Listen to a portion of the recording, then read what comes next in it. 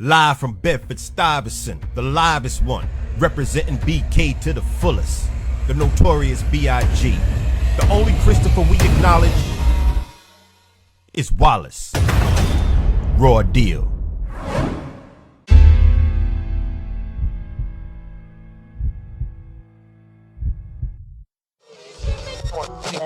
Puff came out and he grabbed my arm. Yo, Gene, we gotta pray. I say, pray for what? That nigga's dead.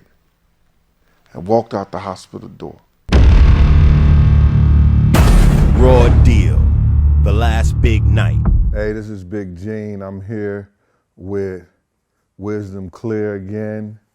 And my man MREC TV is in the studio somewhere doing his thing. You know how he is. He'll pop up at any time. We're here to address the last big night. It's been a lot of situations going on and people been working hard and diligently to try to get this thing out.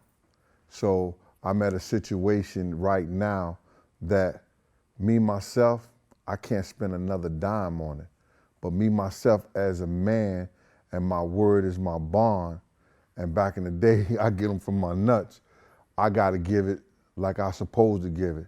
I put people out there, MREC TV, Wisdom Clear, Jigger Fellas, they all help put this shit together. And I need to address what's actually going down and going to happen. So what we're gonna do a 3-part series, and I'm gonna give you the documentary. And the reason I'm doing this at this point in time is this. If you would see the actual footage, I'm owe $100,000 in what they call footage in which you have to pay for, and I guess that's clearance fees. I owe $200,000 in opt-out insurance. You understand? And the much as I can get is $265,000 for the documentary. So I wasn't in this shit for the money, no way. I put my own money up to do this shit. You understand? It's completed, it's done. You understand? But it's gonna cost too much money.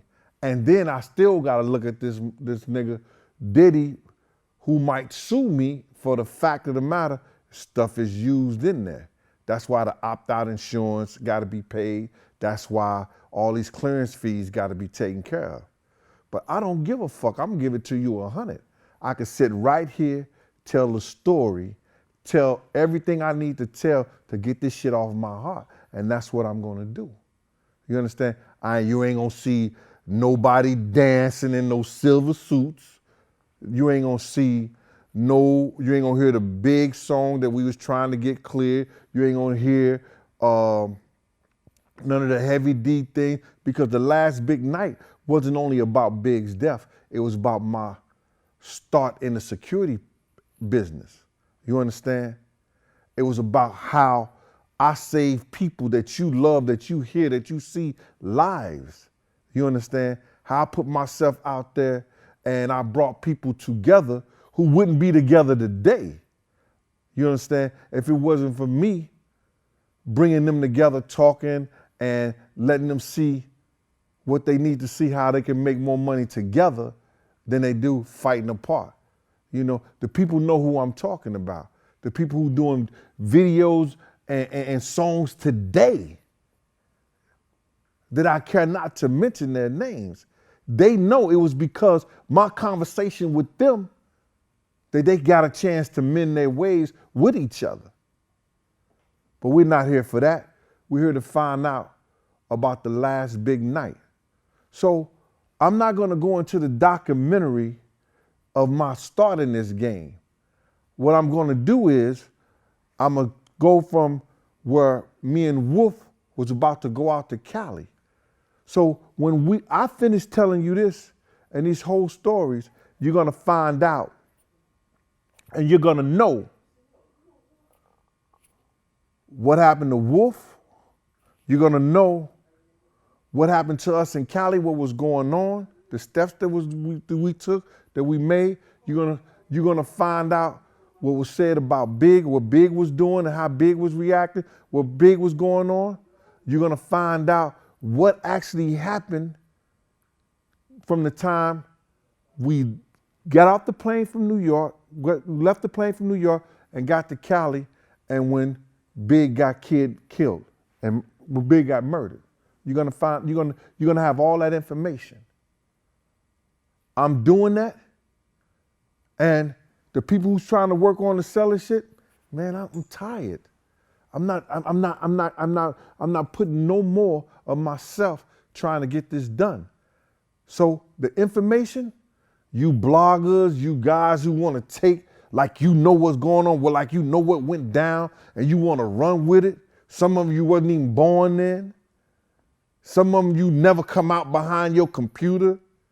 You want to, size me up. You want to mention my name. You want to do, man, I don't give a shit about none of that, bruh. I'm on the streets in the Bronx, Manhattan, all the time. Mount Vernon. I fuck with a lot of niggas from Money on in Mount Vernon. Some of the best rappers come from Westchester. The best rappers in the Bronx. Best rappers in Manhattan. I fucks with all of them. And they know me.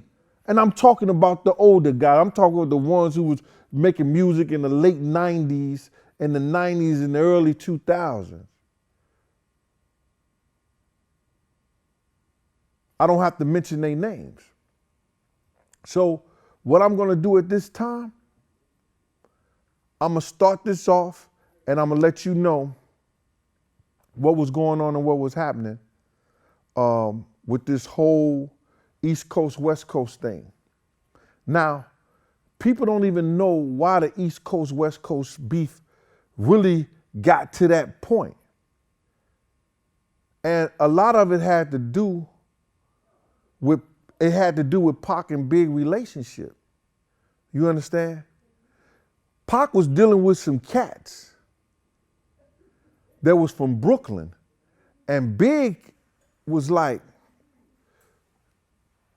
he was the type of dude that he was trying to make music, but he didn't want to be involved with the dudes that Pac was dealing with because they was no good for what he was trying to do in his music career. But Big couldn't tell Pac, his man, that because he felt that Pac was the type of dude that if he would have told Pac about these cats, Pac would have ran back and said something to them, then Big would have had a beef that he had to deal with. And Big was trying to make music at that time. He didn't want to be in, all that street shit was over for him. You understand? So Pac's still running with these dudes in the whole 9 yards. So Big could not say nothing to him. So when the same dudes that he was running with and somebody sent them at Pac or whatever like that, or they got at Pac or whatever, Pac want to blame Big for his shit. He knew Big ain't had nothing to do with it. Listen to Pac music. He pours his heart and he tells his stories in his music. You understand? And one of the stories, he tells of the guys who went at him and why they went at him. You know the song. And if you don't, do your history. I'm not giving it to you. Look at his shit. He'll tell you who shot him, why he was shot. He say key things and everything.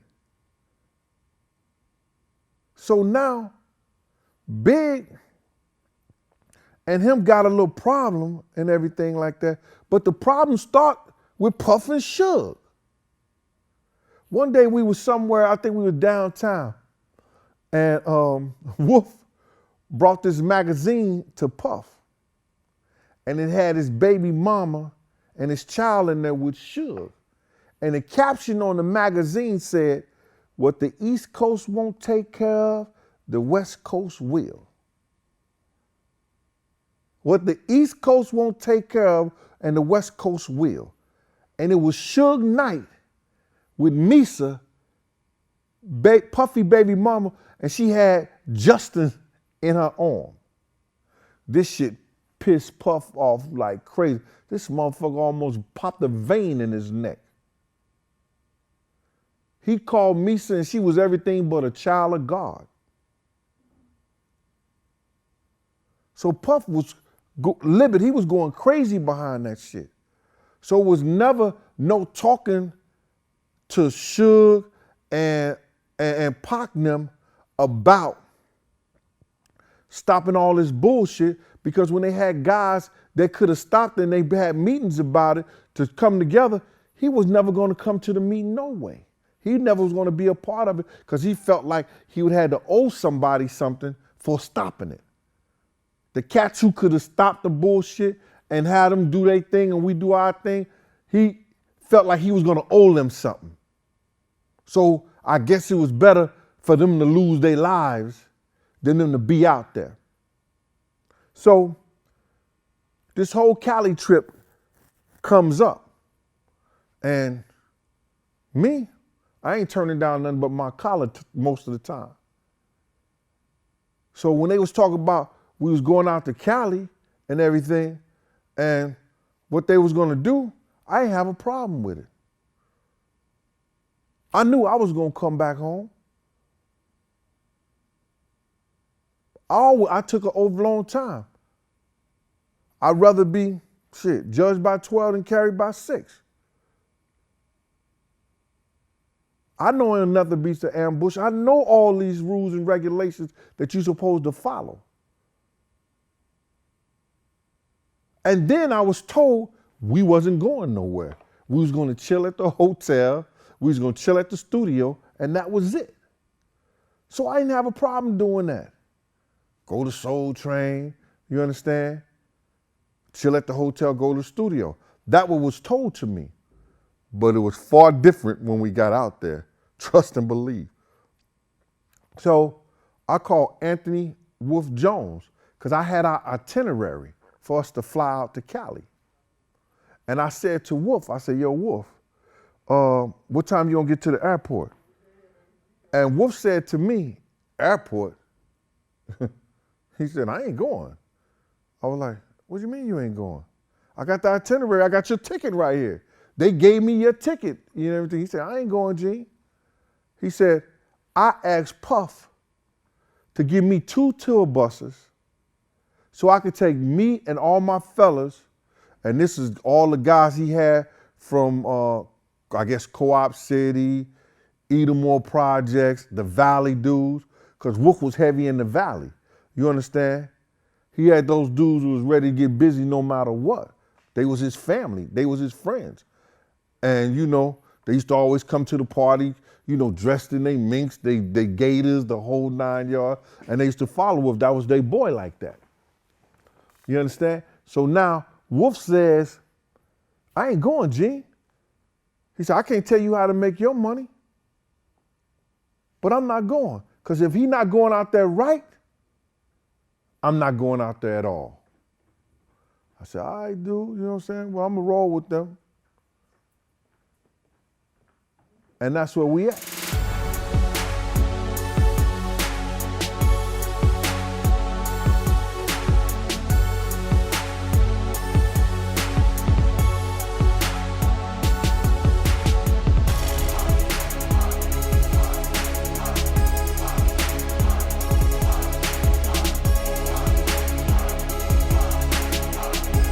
So me and Diddy get on the plane. We're headed to California. He gives me his briefcase, takes a seat in first class. I go to coach. In between the middle of the flight, I get bored as fuck, but I got his briefcase. So I go in the briefcase and it's got, you know, contracts and everything like that. And it's got big contracts. So, you know, I'm just reading it just to have something to do, being nosy in the motherfucker. And I go in and they start talking about what Big was going to get paid and everything like that. And it was saying something about, you know, signing the contract, you're going to get $250,000. And then if the contract go gold or platinum, or they had different increments in which he was going to get another $250,000. Just this money he was going to get from how well the album does. And, you know, and they had shit about him being a sophomore album and that it was, you know, and it usually talking about how they don't usually go well, but if his go well, what he would get. And at the end of the contract, it had something about marketing and publishing. and it had reference to the fact that he was going to get that back, or they were going to discuss him getting that back, you know, or the part in which Puff owed.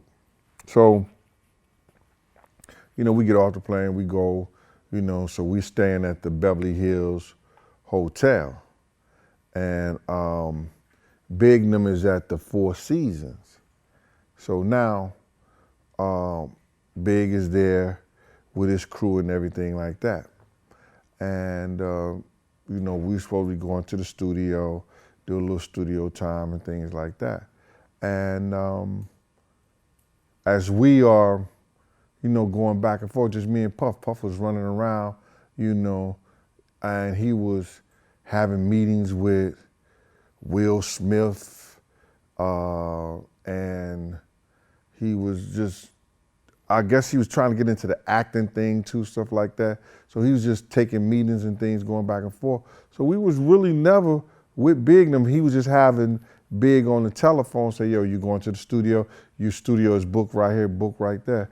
And we were just going everywhere. Just like, I mean, like we was running around Cali like this kid ain't have a care in the world. You understand? It was this one incident in which we were in the limousine and we were going down Melrose and we see Dr. Dre and a friend of his just sitting out at the cafeteria eating. And Puff seen him, he stopped. And he stopped the limousine and everything. So he was gonna go and talk to Dre and them. And we was about, Dre and them was way across the street and we was getting out the limousine. And this little, I guess he was Chicano, Mexican or something like that. He was surprised to see Puff and he went up to him, he said, yo, Puff Daddy, Puff Daddy. And Puff was like, yeah. And the dude was like, fuck you, Tupac, and took off running. This nigga Puff ran down the block at the old boy. And I'm like, wow. So I'm chasing this motherfucker. I'm chasing him, chase this guy. And this is a little kid and everything like that. And I was like, yo, man, we got like a block and a half away. I said, bruh, what the fuck is wrong with you? What was you chasing this kid for? He said, I don't even know. He said, I don't even know, Gene. I was bugging the fuck out. I said, yeah, you was. So we went across the street, got back up there, went across the street, we talked to Dr. Dre and them. You know what I'm saying? We left. Dre told me, yo, you need anything, let him know, whatever like that. So whoop-de-whoop. They shot the Willie Bobo. He got back in the car and we left. So now, this whole time, you know, he on the phone, you know, still with Big. Yo, you going to the studio? You know, don't waste my studio time, because Big was out there, you know, to do the Soul Train shit. And he was out there to do his video. He was shooting Hypnotize. So now, you know, the next day come up, we're on, I think First Street, and they shooting this garage scene. When we first came in, they were shooting this garage scene. So Big and his crew is around, and at the time, you know, this was around 90, it was 96 or whatever like that, and I was smoking Newport cigarettes. And it was 97 at the time, right? And I was smoking Newport cigarettes, and I had the box joints. And in Cali, they only had they can only find the ones that was made off the soft pack, but they taste different. So when I broke out with the box joints, everybody wanted the cigarette.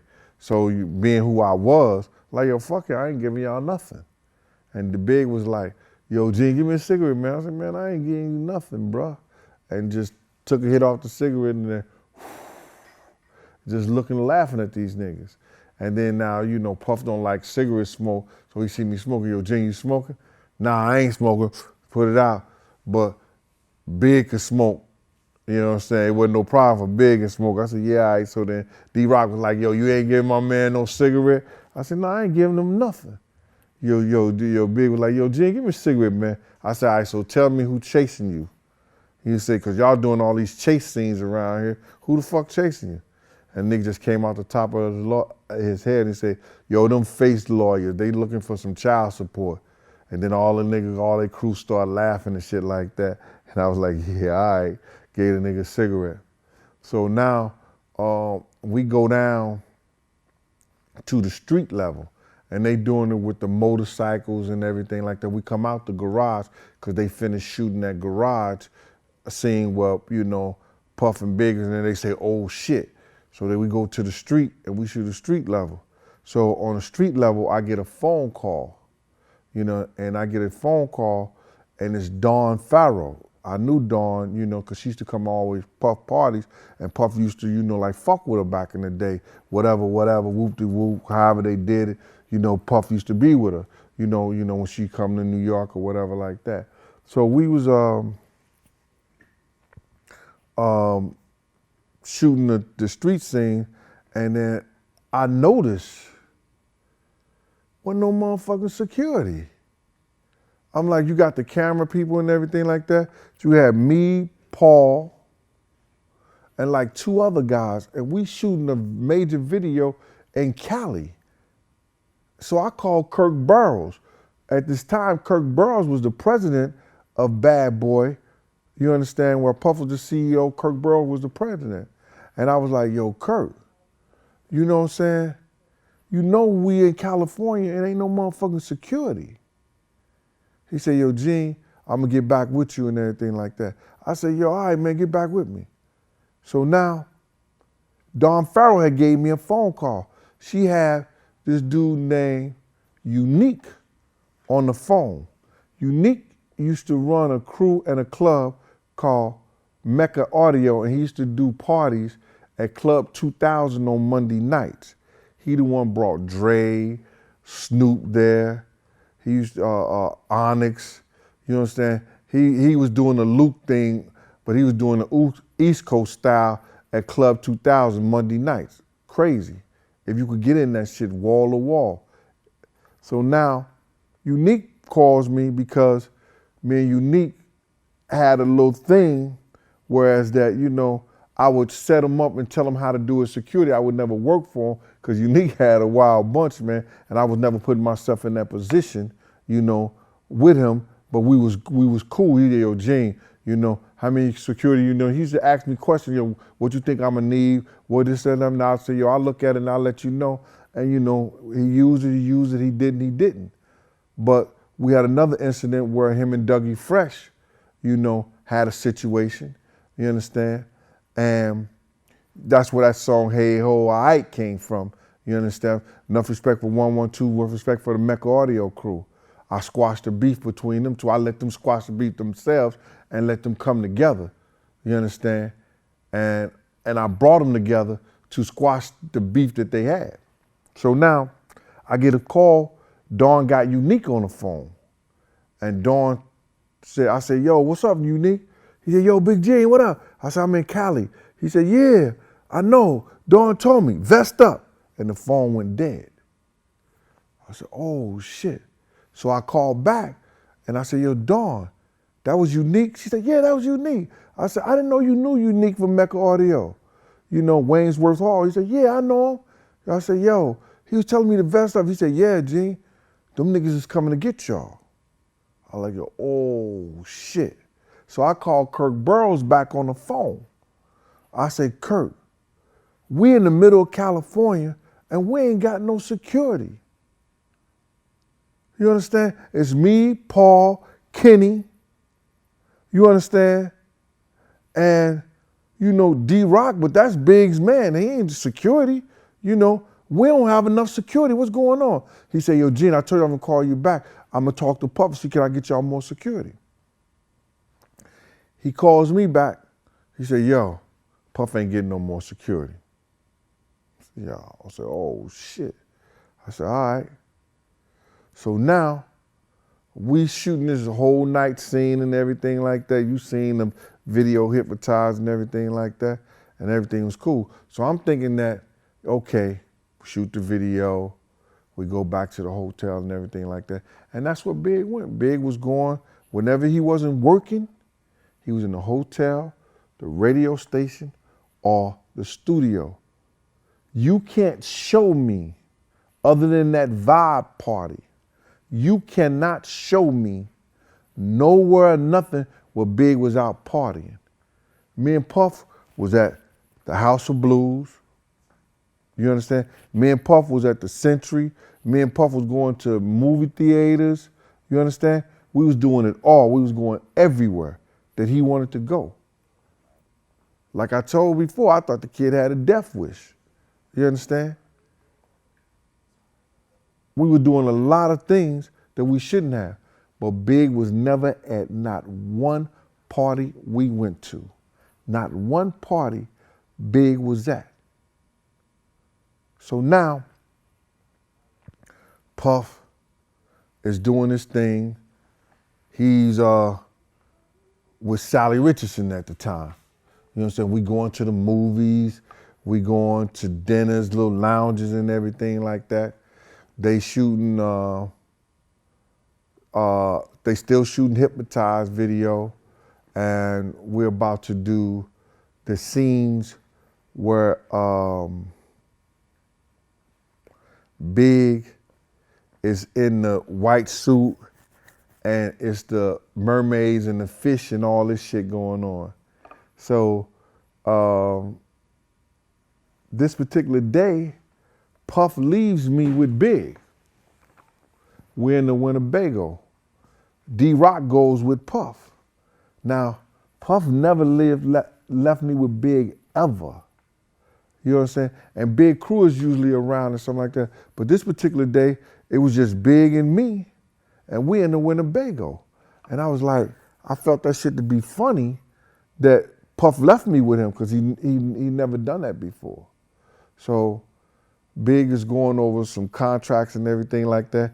And then he asked me for another cigarette. I knew, but yo, Gene, let me get one. He had the soft packs, but he didn't have the box thing. So he said to Gene, he said, yo, Gene, let me get another cigarette. So my man, I'm not giving you nothing, bruh. Damn, man. She asked me for cigarettes for, bro. Don't you got cigarettes? He said, you know them shits don't take the same. Give me a cigarette. I said, yeah, all right, man. Here goes a cigarette, man. So he was talking like that. He was like, he was talking about, you know, his contracts. He said, yo, man, you a good dude, Gene. He said, I would take you with me, man, but you love that nigga Diddy. You love that nigga Puffy so much. You know what I'm saying? Man, get out of here, man. He said, yeah. I said, man, I'm going where the money at. He said, nah, you ain't going where this money at. I said, nigga, you broke. What are you talking about? What are you talking about? You got money. He said, look at this right there. So he showed me a contract. And I think at the time the contract was for either $62 or $6.2 million. It had Junior Mafia, Little Kim, The Commission, I think Tracy Murray or Tracy something like Murray, and Cameron. He started telling me about Cameron. He said, yo, Cameron, he felt like Cameron was the best rapper from Harlem. You understand? The nigga loved Cameron. He said he didn't like Mace, and they tried to play it up like Puff like tried to play it like him and Mace. Nah, he ain't give a fuck. He said, yo, he said this, he said, yo, listen here. He told me that day, he said, yo, how you change a nigga Mace? He was Murder Mace, now he just Mace. You know what I'm saying? They used to get on him like that, you know what I'm saying? So he felt Cameron was the better rapper, and he had signed Cameron, or I thought he signed Cameron. So now he going over to his contracts and everything like that. And then he was telling me about how close him and Lil Kim was. You understand? And the things that he did, on Lil Kim album, and that, if Diddy would have known the extent that he would have had to pay for the publishing, but since he didn't put it in his name and stuff like that, Diddy couldn't do nothing about it. So I was saying to the nigga like this, I was like, so what is publishing? You understand? Because I seen it on his contract that Diddy owned his publishing, or some of his publishing like that. He said, that's when if I write something for somebody, you have to, I would have to get paid for that. But since he owned a percentage or he owned the publishing, he get paid for it. I said, oh shit. He said, it's different from the marketing shit. So he explained the marketing to him. He said, the marketing is where you see my face or something like that on a poster, or you see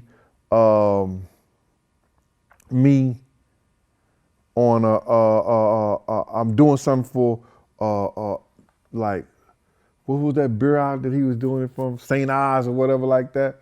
You know, he gets paid for that from the marketing thing like that. I said, oh, okay, all right, shit like that. Then the phone rang, you understand? And it was his mother on the phone. So then him and his mother was having the conversation. I said, you want me to step out? He said, nah, you good. So then he said his mother was talking about this contractor that said that he don't pay $60,000, that he was gonna stop building the house. So then Big said, nah, he ain't gonna stop building nothing, Mom, just give me the number. And she just kept going on, and he said, yo, Mom, he ain't gonna stop building nothing. Give me the money, give me the number, and I'm gonna have some people call him. So he got off the phone with his mother after they had that conversation about the contract, and I said to him, damn, bruh, smoking a cigarette, you owe everybody. The fuck is you, broke, bruh? You owe Mike Gadget $30,000 for the trucks and everything like that. So he looked at me with the strange look in his face. He's like, yo, oh shit, how you know that, bruh? I said, man, come on, niggas talk, big. He said, oh, that shit is fucked up.